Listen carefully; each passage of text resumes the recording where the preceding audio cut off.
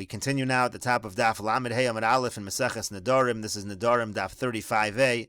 On the previous Amud, the Gemara was discussing a case where a person says, Kikari alecha, my loaf of bread is usher to you. So the question is, what happens if he then gives him the loaf as a matana? So maybe it's no longer Kikari, it's no longer my loaf, and maybe it should be permitted. And Rava said on the previous Amud that it is not permitted, rather it is usher, it is prohibited. And so the Gemara now asks on Rava Esve, we have a question from the following Brisa. Amar lo, if he says to him, Hashileni parascha, lend me your cow. Amar lo, he says to him, Konim parash ani konelach, I'm making a konim. If I have any other cows, they're going to be prohibited to you. I am not lending you this cow.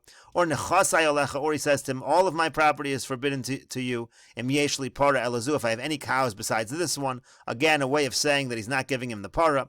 Hashileni kardumcha, let's say a person says, lend me your spade. Similar case, Amar lo, he says to him, Konim kardum sheyeshli shani konoi.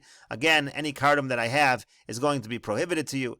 Nechasai alai, if he says my property is going to be prohibited to you. Im yeshli kardum elazu, if I have any other kardum other than this one, again, I need this one, I'm not lending it to you.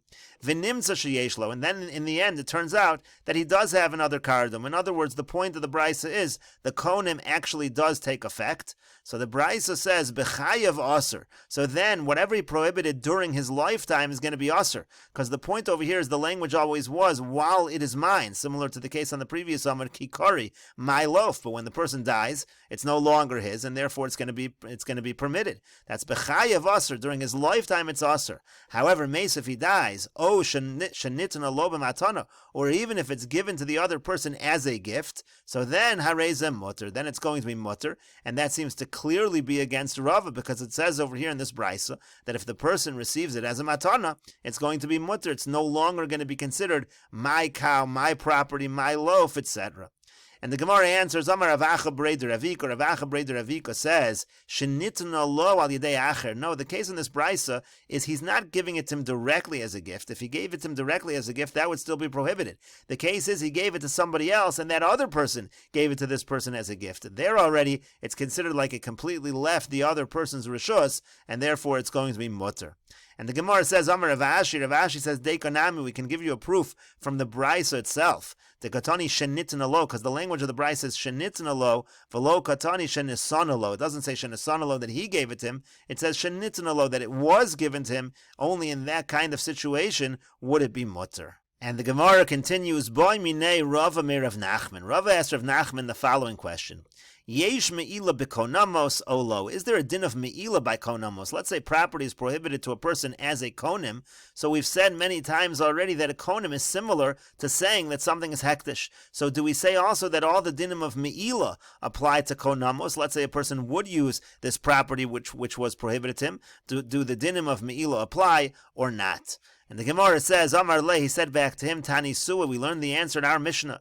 It said in our Mishnah when it was talking about returning a lost object, so it said, Mokom shenotlin ole aschar, if it's a situation, if it's a place where people generally get paid to return lost objects. And so then we said that let's say the person who the object was returned to ended up not paying that schar and kept that schar for himself, so that would be a benefit. So then tipol hano lehektish. So then that benefit has to be donated to hektish. That's what it said in the Mishnah previously. He can't keep that schar because that would be considered getting a benefit in a situation of a neder, and therefore that benefit, that amount of money, is donated to hektish. But he understood from this Mishnah, Rav Nachman understands, lemeim raki hektish. What this Mishnah is saying is that konim is treated like hektish.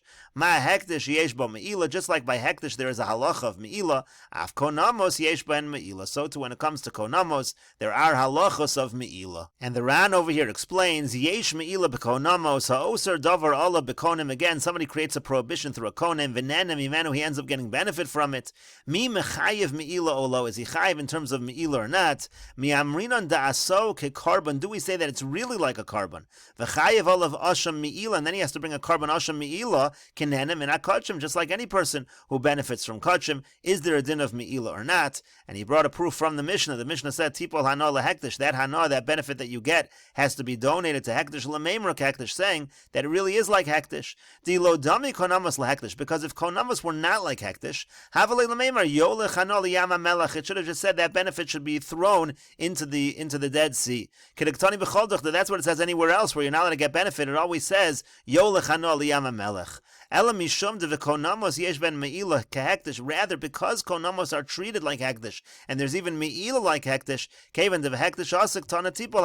so we're dealing with hekdesh, so we say tipol hano lehekdesh. That's the proof from our Mishnah. And the Gemara continues, Ketanoi, let us say that this issue, whether there's me'ila by konamos, is a machlokas tanoim. Konim kikar zu hekdesh. Let's say a person says this kikar is going to be konim, it's going to be like hekdesh, v'achla, and then he eats it, bein hu vein chavera, whether he eats it, whether his friend eats it. The case over here is he made the kikar considered hekdesh for everyone. So the halacha is mal. The halacha is if he consumed it or if his friend consumed it, it is going to be considered me'ila, meaning to say it's considered like full-fledged hekdesh. Lafikach yesh lapidyon, and therefore it also has redemption, just like hekdesh can be redeemed, so too this particular kikar can be redeemed. Now let's say the person said kikar zu alai lahekdesh. Let's say he said this kikar to me is like hekdesh, but it's not like hekdesh to everybody. It's only like hekdesh to me.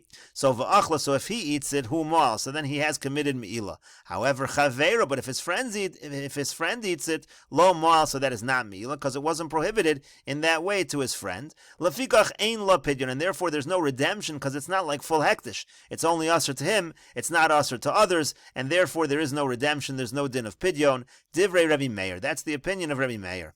But the Chachamim say, bein kach uvein kach, in all situations, whether he prohibited it only to himself, or even if he prohibited it to everyone, lo moal, there is no me'ila, lefi she'ein me'ila bekonamos, because there is no me'ila by konamos. And so you see over here, machlokas tanoim, whether there is me'ila by konamos or not. And the Gemara continues, Amar le Ravacha Breder Ravavi le Ravashi. Ravacha Breder Ravavia said to Ravashi, Kikari Alecha, let's say a person says, my loaf is prohibited to you.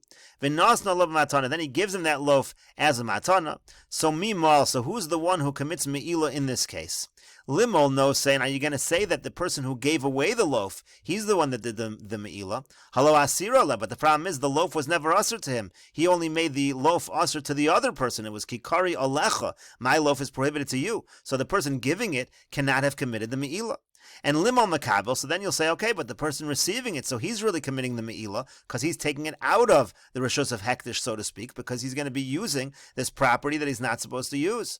But yachol da'amar hetera ba'isi, surah ba'isi, but can't the makabel say, I only agreed to receive it, I'm only making the kinyan if what I'm receiving is mutter, but if what I was receiving is asr, I certainly wouldn't have agreed to the kinyan. In other words, he's saying, I made the kinyan with the understanding that this kikar was mutter to me, and so therefore my kinyan is nothing, it's basically a kinyan betos, because I didn't realize it was aser, and therefore there is no me'ila, because it really never went into my rishus.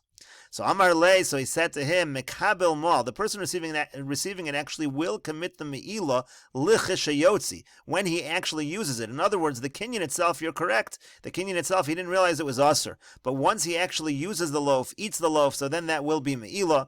Shekalamotzi mos hekdesh l'chulin, because anyone who takes money from hekdesh and uses it for chulin purposes, kesavar shel chulin, who even if he thinks that it's chulin, moel, that is still Me'ila, avze moel, so too in this situation, it will be considered me'ila, and we'll continue with this discussion in the next video on Daf Lamed Hey Amud Beis.